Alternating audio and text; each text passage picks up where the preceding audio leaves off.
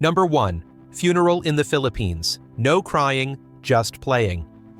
Funerals in the Philippines have a very unique cultural flavor, contrasting with the somber atmosphere of many Western funerals. Here, family and neighbors stay awake together by the coffin, chatting, eating, drinking, and even playing cards all night. Many visitors describe this experience as a ceremony that is both solemn and communal. This custom is based on the belief that the souls of the deceased need to be guarded to prevent them from being taken by aswang, creatures in folklore believed to lurk at night. To keep everyone awake, they sang, chatted, and played cards until morning. The cards also have practical significance. The winnings are pooled together to help the family cover expenses, demonstrating the mutual support that is so familiar in Filipino life.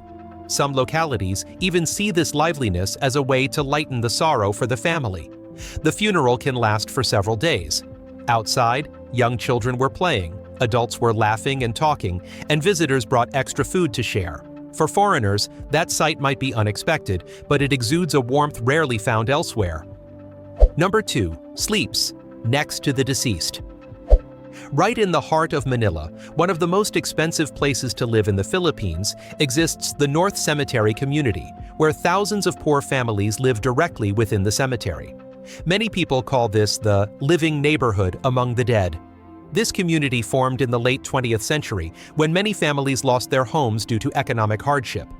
Unable to find housing, they set up corrugated iron roofs between the tombs and turned the mausoleums into bedrooms, grocery stores, and even classrooms for young children. During the day, adults earn a living by sweeping, tending graves, working as day laborers in the city, or selling food to visitors. Children play among the tombstones, treating the paths in the cemetery like the streets of their neighborhood. Most of the deceased's relatives did not object to their presence.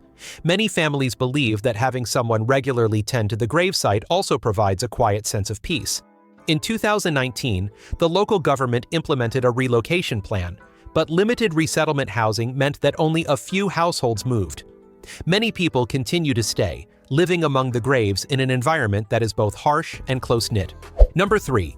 Do Filipino men fear their wives? In most Asian countries, women are often seen as the background support, but in the Philippines, the story takes the opposite direction. They not only care for their families, but are also economic managers and play a significant spiritual role in every major and minor decision. In most households, the wife manages the money, makes decisions about shopping, the house, or the children's education. Instead of spending it themselves, men often give their entire salary to their wives, an act that demonstrates a deep level of trust rarely seen on a large scale in neighboring countries like Laos or Cambodia. World Bank statistics show that over 50% of Filipino women graduate from university and hold approximately 43% of business leadership positions, the highest in Southeast Asia. This country has also had 2 female presidents and many women in important government roles, which helps the Philippines consistently rank among the countries with the highest gender equality index globally. Many scholars see this as a result of the matriarchal traditions that once existed in some indigenous communities. In film, television, and music, the image of a confident, proactive woman who dares to pursue happiness is widely portrayed. They are also known for their unique mixed beauty of Latin and Asian heritage, which helps the Philippines consistently achieve high rankings in international beauty pageants. Number 4. Dog meat eating still exists in the Philippines. While dogs have become companions in many parts of the world, in the mountainous regions of the northern Philippines, some communities like the Ifugao, Igorot, and Kalinga still maintain dog sacrifice rituals. The ritual originates from the Kanao belief, where dogs are considered sacred animals that carry prayers to ancestors. Some village elders believe that the dog's spirit can guide the family's fortune. Sacrifices were often performed on occasions such as praying for rain, healing, or weddings. According to animal protection organizations, approximately 20,000 to 30,000 dogs are killed for this ritual each year, fewer than in the 1990s, but still enough to cause controversy both domestically and internationally. For the locals, this is an ancient spiritual ritual, not a culinary habit. Conversely, for many tourists, this sight is often shocking, especially when compared to countries where killing dogs is considered a crime. The Philippine government has banned the sale of dog meat but still allows some traditional rituals to continue. Some NGOs are advocating for villages to switch to sacrificing pigs or buffalo to reduce the number of dogs killed while still preserving the custom. Number 5. Wild Dog Kingdom. In Manila, Cebu, and Davao, stray dogs are found in every nook and cranny. According to the Philippine Department of Agriculture, the country has over 23 million dogs, and about 12 million of them are stray dogs. Some animal welfare organizations like POWs say that an additional 600,000 to 800,000 dogs are abandoned each year, making the Philippines one of the countries with the highest density of stray dogs in Asia. The main causes are low income, expensive veterinary costs, limited sterilization services, and a culture of allowing dogs to freely enter and exit homes. In many neighborhoods, dogs often eat leftovers, wander between shops, parks, or sleep in the shade of cemeteries. Unlike developed countries where dogs are tracked with chips and managed by strict laws, in the Philippines, dogs are integrated into community life. Children see them as playmates, small business owners feed them, and many neighborhoods even care for the pack of dogs together as a shared responsibility. Some local charities are organizing free vaccinations to reduce the risk of rabies. Despite being poor, most people do not eat dog meat due to religious and ethical beliefs. In a society heavily influenced by Catholicism, this action is considered unacceptable. For tourists, the sight of wild dogs roaming freely is initially shocking, but it gradually becomes a memorable image, reflecting the natural blend of humans and animals. Number 6. The world's most free toilet. For many tourists, using the restroom in the Philippines can easily become a minor culture shock. Here, water is used instead of paper, and the most familiar item is the tabo, a plastic bucket with a handle placed next to a bucket of water in most toilets. This custom originated from the pre-colonial era of the Tagalog people. The habit of washing with water reflects the concept of clean from the root, believing that water washes away both dirt and bad luck. For many Filipinos, washing with water is a way of respecting oneself, while using only paper is considered not thorough enough. Some local doctors even recommend washing with water to reduce irritation and save paper. Restrooms also reflect a sense of community. In schools, restaurants, or offices, everyone who finishes using a space must flush and clean their own area. Many places post signs that say, "Please clean as you go," to remind users. For tourists, not seeing toilet paper rolls next to the toilet or having to throw used paper in the trash can be confusing and force them to relearn how to use the restroom to fit local customs. Number 7. No toilet paper. For many travelers, using the restroom in the Philippines can be an unforgettable experience. Here, water is used instead of paper, and the most familiar item is the tabo, a plastic bucket with a handle placed next to a bucket of water in most toilets. This custom dates back to pre-colonial times, when the Tagalogs used water in purification rituals. Today, taboos are found every place, from private homes to bus stops and even university dormitories. The habit of washing with water reflects the philosophy of deep cleaning, the belief that water not only washes away dirt, but also negative energy. For many Filipinos, washing with water shows self-respect, while using only paper is considered unclean. A recent survey shows that over 80% of households still use water as their primary method. Public restrooms also reflect community awareness. In schools, restaurants, or offices, users must flush the toilet themselves and keep their area clean, creating a "leave it ready for the next person" mentality. For tourists, this difference is sometimes confusing. Many people don't know how to use a bidet or are surprised that toilet paper has to be thrown in the trash instead of flushed down the toilet. Some travel bloggers even posted "how to use a tabo for beginners" videos because so many foreign tourists asked. That experience might seem strange at first, but it helps visitors gain a deeper understanding of a very distinctive aspect of Filipino culture. Number 8. Here, karaoke isn't always fun. Karaoke in the Philippines is considered a part of cultural life and is present every place in society.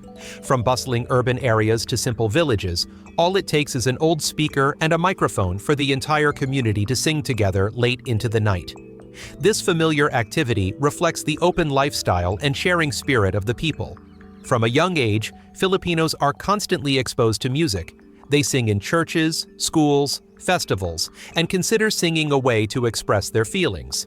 Music helps them maintain an optimistic spirit when life still presents many challenges.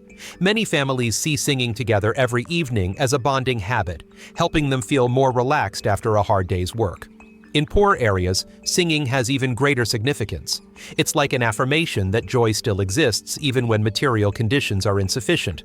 Karaoke also has the ability to connect strangers. Just by holding a microphone, anyone is welcome and not judged, creating a friendly atmosphere. However, the passion for music sometimes becomes too strong. The song "My Way" was so controversial that some establishments had to stop playing it. This event shows that music can touch people's emotions very deeply. Number 9. Controversial culture. Outdoor bathing. In the Philippines, bathing is not just a personal hygiene activity, but also a community event. In poor areas or rural regions, people often bathe at public taps, village wells, or small roadside canals to wash away the dirt after a day's work. Many residential areas also have a shared shower corner that people take turns using early in the morning and in the evening. Filipinos rarely feel embarrassed about bathing in public. In an environment where everyone knows each other, bathing outdoors is considered normal and a sign of openness and closeness. This habit reflects the spirit of sharing and community that has existed in Filipino culture for many generations. Some anthropologists observe that the habit of communal bathing helps increase cohesion in poor communities. For foreign visitors, this image is sometimes surprising, especially when compared to Western cities. But for the locals, it's just a familiar part of their daily rhythm. Although urbanization has made public bathing less common, in many small villages, the sight of people bathing under a communal tap remains a familiar image, symbolizing the simple and harmonious life of Filipinos. For them, the cool water not only cleanses the body, but also helps dispel fatigue and brings a sense of connection to the community. Number 10. Jeepney Cemetery. On the streets of the Philippines, the most recognizable thing isn't the new trains or luxury cars, but the jeepney. This type of vehicle was originally an American military jeep, which was repurposed by the public after World War II. They extended the chassis, added wooden seats, and applied an eye-catching coat of paint to create an affordable passenger vehicle that anyone could use. Jeepneys are not just vehicles, they are moving paintings. The owner decorated it with vibrant colors, superhero images, religious figures, the names of loved ones, or life slogans. Many of them are hand-painted over several days, giving each one a unique touch and making it a personal story for the driver. Although not very comfortable, the jeepney is a place that embodies the spirit of community. Strangers easily chat, share family stories, or exchange news. These simple moments create a sense of intimacy that many modern cities struggle to maintain. The Jeepney Modernization Program is gradually replacing old vehicles with cleaner electric vehicles. However, many people worry that this change will diminish the uniqueness and open-mindedness of the jeepney. If jeepneys left Manila, the city would likely be cleaner and quieter, but it would certainly also be less vibrant. The jeepney is a part of the soul of the Philippines. Number 11. Impressive communication culture. In the Philippines, communication doesn't necessarily have to be verbal. Just a glance or a slight pout is enough to convey intention, signal, or agree. In daily life, especially in rural areas, people often use their eyes instead of their hands and their lips instead of words, creating a sense of subtlety and closeness. This action also helps avoid drawing attention or causing others to feel embarrassed, a characteristic cultural trait here. This communication style reflects a reserved, gentle personality and respect for others. Filipinos believe that understanding each other doesn't require noise, but is based on subtlety and sensitivity to emotions. Using eye contact or lips instead of words also emphasizes harmony and respect for the community, helping to maintain a calm atmosphere and avoid conflict. For foreigners, pointing with the lips can be surprising or make them think they are being mocked. In fact, it's a sign of friendliness, the way Filipinos speak softly, smile charmingly in communication. Number 12. The nation that eats rice. Every meal, every day. For Filipinos, no meal is truly complete without rice. From fragrant grilled skewers to savory dried fish or local-style spaghetti, everything tastes complete when paired with soft white rice. In their eyes, rice is the rhythm that helps all dishes harmonize. The role of rice goes far beyond its basic function. The concept of ulam reflects the spirit of togetherness when the whole family shares a large bowl of rice. Many families, despite being busy, still maintain the habit of eating dinner together as a ritual of connection. Although fast food is becoming more prevalent, rice remains the first choice because it offers a sense of familiarity. In the US, bread or potatoes can be substitutes, but in the Philippines, rice represents warmth and the flavor of home. When visitors come here, they quickly understand that the phrase, "Have you eaten yet?" is a sincere greeting. In daily life, a bowl of white rice becomes an image that tells the story of the simple joys and gratitude of an entire nation. It is a symbol of nurturing both the spirit and tradition. Number 13. Rich cuisine. Philippine street food is full of unique and bold flavors. Dishes like balut or helmet leave international tourists both amazed and delighted by the combination of challenge and unique flavors. For Filipinos, this is a symbol of identity and a spirit that is not afraid to experience. Alongside this, taho, kwek-kwek, and turo-turo offer a light touch to anyone wanting to begin their journey of discovery. It is the contrast between the strong and the pleasant that creates the unique character of the street food here. The small stalls not only sell food, but also serve as a point of connection for the community. Just a few back-and-forth questions can turn strangers into friends, much like how bars create connections in America. Despite the expansion of many fast food brands, Filipinos still consider street food a part of their daily lives because it is associated with memories and familiarity. For tourists, this is the fastest way to understand the warmth of this country. If you know of any dishes that are both delicious and surprising, please leave a comment. Number 14. Sweet and savory intertwined. In the Philippines, sweetness is always present, even in dishes that are considered savory. From spaghetti with sweet tomato sauce and corn dogs to caramel-colored adobo, it all creates an experience that surprises tourists but is considered standard fare by locals. This habit formed during the difficult period after World War II, when people adopted foreign dishes and adjusted them to be more affordable and easier to eat. Colonial influences also contributed to sugar becoming a familiar ingredient. In the tropics, sweetness also helps balance the strong saltiness of vinegar or fish sauce. Many local chefs still add a little sugar to create a well-rounded and more palatable taste. For Filipinos, sweetness in savory dishes is a way of conveying affection. It's like the tenderness a mother puts into a meal or the warmth in the evening gatherings. It's a small layer of flavor, but it tells a story about the closeness and love in Filipino food culture. Number 15. Pagpag, an unexpected dish. In the Philippines, pagpag is the name given to leftover food picked up from garbage dumps or restaurants, briefly washed and then deep-fried to sell to the poor. A bag costs only about 20 pesos, which is about 0.35 USD, cheaper than a packet of noodles, but for many people living around Manila, it's the only meal of the day. Quitrin lam pagpagluon jay ruiro. Ngoin hatlua nhong mieng thit kon nguyen, rua kwa nuoklan, nem laiva chiensho daimui. Dubiet nguay kon hiem kwan ratkao, hovanan vi kon joy luon kapba kon moy noisu. Pagpagtroten loin hakno ro ret vesuchen lich gyaungheo, noi trong tam thuong mai sang trong va bai rak chikash nhao vai kon fo. Kan tuong fan I hien hiu dukach bang huang kilan jiao chung kin. Alongside this, there's also double dead meat, which is meat from animals that died before slaughter, has been bleached, and is sold cheaply to low-income people. Many small markets continue to quietly consume this type of meat despite the ban. Both reflect the struggle for survival of those who have to sacrifice their health for an extra meal. The government has repeatedly launched crackdowns and provided cheap food, but as poverty persists, pagpag remains a symbol of resilience. Number 16. The city that lives on garbage. In the 1990s, the Payatas landfill in Quezon City was known as the capital's giant mountain of garbage, receiving over 1,500 tons of waste daily and reaching a height of nearly 50 meters. Surrounding it are crowded slums where thousands of people rely entirely on scavenging for survival. By 2000, after a series of heavy rains, the waste structure became unstable. The accumulated methane gas exploded, causing the entire landfill slope to collapse and bury hundreds of homes directly below. At least 200 people died, and this tragedy quickly became one of the most serious environmental disasters in the Philippines. The government immediately closed the area, launched an investigation, and enacted RA 9003 to eliminate open dumps nationwide. Although many families were relocated, quite a few people still returned to Payatas because they had no other source of income. 20 years later, the area has changed significantly. Payatas closed permanently in 2017, was covered with grass, and had a gas treatment system installed.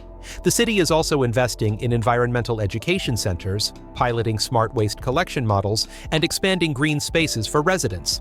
But beneath that layer of soil still lie millions of tons of old garbage silently decomposing, a reminder of a past that Quezon City cannot completely erase. Number 17. Southeast Asia's waste capital. The Philippines was once dubbed Southeast Asia's plastic waste hotspot due to the enormous amount of packaging and sachets. It is estimated that people use over 163 million sachets daily and generate approximately 2.7 million tons of plastic waste annually. Small packets of tingji culture help low-income people buy small portions as needed. In a life filled with difficulties, single-use purchases often triumph over all sustainable options, turning plastic waste into a symbol of fast consumption and leaving it behind. In many poor markets, sachets are scattered like part of the landscape. Amidst this reality, a wave of young people is trying to change things. Youth groups cleaning beaches, Waste for Rice projects, and numerous community initiatives have collected tons of plastic, supporting livelihoods for the poor. In Batangas, the Trash for Rice program has collected over 4.3 tons of plastic in nearly 2 years. Some fishermen also collect floating plastic to exchange for essential goods.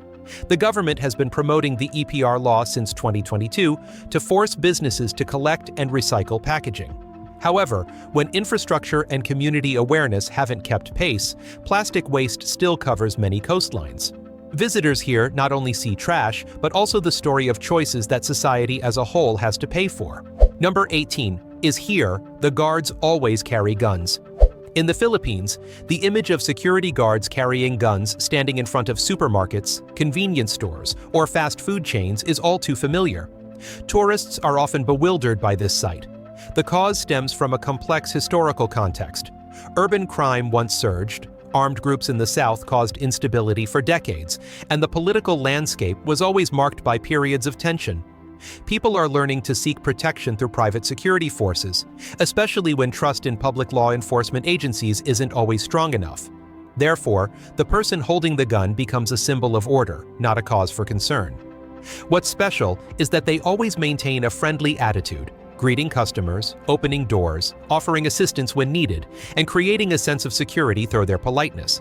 Many shopping centers also require security guards to undergo smiling security training to maintain approachability. That's how Filipinos combine responsibility and kindness, turning weapons into symbols of protection rather than threats. Number 19. Real name. No one uses, in the Philippines, names that sound like jokes. Baby, Lovely, Boye, Honeylet legally appear not only on birth certificates, but also on diplomas, voters' cards, and official records. Unlike some countries where names are often serious, nicknames in the Philippines become a form of personal identification and part of cultural identity.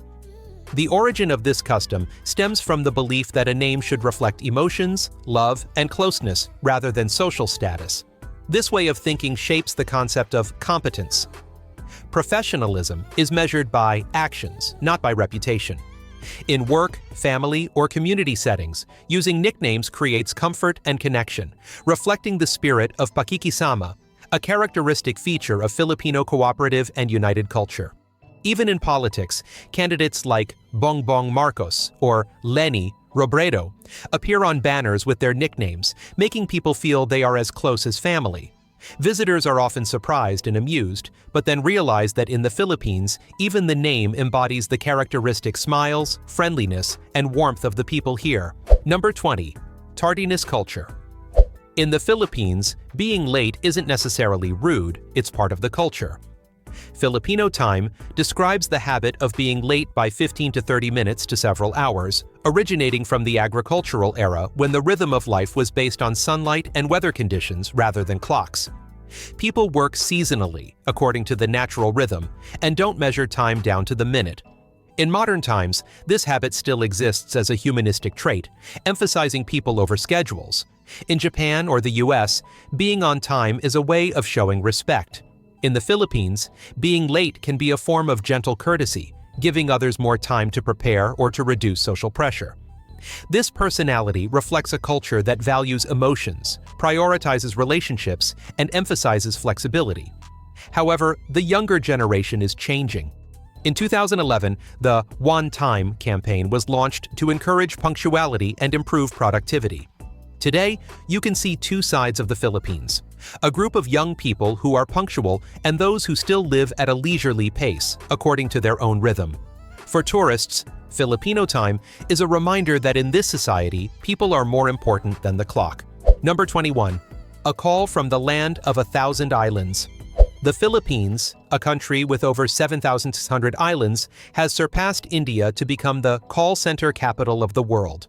The BPO industry accounts for nearly 8% of GDP, employs over 1.4 million people, generates approximately $30 billion annually, and has transformed the country into a global communication hub. What makes Filipinos stand out? A natural English accent, influenced by American history, combined with a patient, polite demeanor and the ability to empathize. They remain calm with all types of customers. Buildings that were once quiet in Manila, Cebu, or Davao are now lit up all night. Hundreds of thousands of people stay up to talk to the world, processing orders, providing technical support, and offering financial advice. The title, Call Center Capital, not only reflects the economy, but also national spirit, the ability to listen, integrate, and serve. Filipinos learn to speak softly, even during night shifts and after natural disasters or unrest. For them, each call is a bridge between the country and the world. A small country, but every night, the whole world hears their voice. Have you ever chatted with a Filipino? If so, leave a 1. Number 22. The cutest nickname in the world. In the Philippines, respect is not just spoken, but also expressed through actions. When a young person bows their head, places an adult's hand on their forehead, and says, "Mano po," it's a way of expressing gratitude, respect, and intergenerational connection. Family is the center of society, and the way we address each other reflects that. Filipinos often address strangers as kuya, brother, or ate, sister, even without blood relation, as a way to extend the family circle and help people feel a sense of belonging. People also rarely refuse directly. They avoid confrontation, answer vaguely, or remain silent not out of fear, but to protect others' feelings, maintain harmony and consensus. The spirit of pakikisama is elevated, where relationships are more important than winning or losing in an argument. Compared to Asian countries that value ceremony like Japan or Korea, the Philippines is both serious and friendly. The flexibility in behavior makes this culture warm, approachable, both respectful and tolerant, creating an environment where people feel welcome and connected. Number 23. Small but dangerous. Taal. Between Batangas province, just 60 kilometers from the capital Manila, lies one of the world's most unusual geological wonders, Taal volcano, the smallest active volcano on the planet, standing at less than 400 meters but possessing the power to shake the entire Luzon region. Taal is special because of its mountain within a lake, lake within a mountain pathos structure. The current volcano is located in the middle of Taal Lake, which is the crater of a giant ancient supervolcano formed after thousands of years of eruptions. Within the mountain itself, there is a smaller crater lake, creating a unique three-tiered geological phenomenon on Earth. Historically, Taal has erupted over 30 times, most recently in 2020, blanketing Manila in ash and forcing tens of thousands to evacuate. Despite this, people have returned to farming and fishing around the lake, believing that the mountain god only becomes angry when humans forget to respect nature. Standing atop Taal, visitors are both in awe and fear. This small but fierce, gentle yet resilient paradox makes Taal the perfect symbol of the Filipino spirit, constantly regenerating and living in harmony with nature. Number 24. The Mountain of Life. On Mindanao Island, the Hamiguitan Range Wildlife Sanctuary stretches for about 20 kilometers, covers nearly 6,800 hectares, and reaches a height of 1,637 meters. In 2014, UNESCO recognized this place as a World Natural Heritage Site because it brings together almost all of the Philippines' characteristic ecosystems, creating a miniature world of the island nation's nature. Within a radius of over 20 kilometers, the mountain contains 5 different forest types: coastal forest, low forest, moss forest, deciduous forest, and dwarf summit forest. The constantly changing altitude, climate, and humidity create fascinatingly contrasting ecosystems, where giant ancient trees grow alongside low, mossy forests that resemble bonsai. Hamiguitan is home to over 1,400 species, including 13 mammals, 141 birds, and hundreds of endemic plants. Notable are the forest bonsai tree, which is only 1 meter tall, the Philippine eagle, and the rare wild banana Musa sabuana, which are unique creatures on Earth. At an altitude of 1,600 meters, tiny ancient trees bend before the wind, but it is this harshness that creates an unbelievable fragile beauty. From above, looking down at the Davao Oriental Sea, Hamiguitan serves as a reminder of the fragile natural balance that humans need to preserve. It's not just a story of victory, but also a profound warning about ecology. Number 25. The Golden Church from the Volcano. In the rural region of Iloilo, Miagao Church, a small church built from limestone and coral, has brought the Philippines to the world's attention in a unique way. In 1993, UNESCO recognized the site as a World Heritage Site, elevating the architectural and religious value of the island nation. Completed in 1797, Miagao was designed as a church fortress, with walls nearly a meter thick and 2 sturdy bell towers, both for prayer and to protect villagers from invasion and the earthquakes that continuously ravaged the central Philippines. The facade prominently features an image of Saint Christopher carrying the Christ child through a coconut grove, blending Spanish Baroque art with Visayan culture and reflecting the intersection of faith and local identity. For the Iloilo community, Miagao is the center of memory and spiritual life, where weddings, baptisms, prayers, and farewells for loved ones are held. Over the centuries, the church has stood strong, becoming a symbol of faith, resilience, and community connection. Number 26. The Underwater City.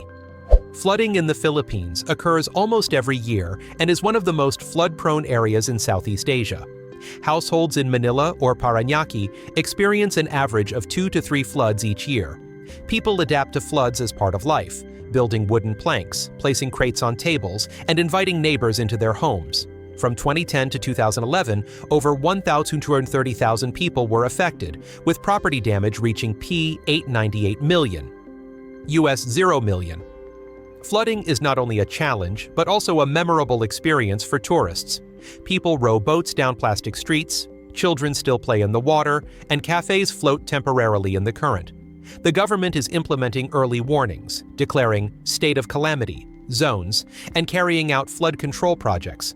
However, as climate change becomes more severe, floods seem to be an unavoidable cycle, reminding us that sometimes humans need to learn to live in harmony with water rather than just fighting against nature.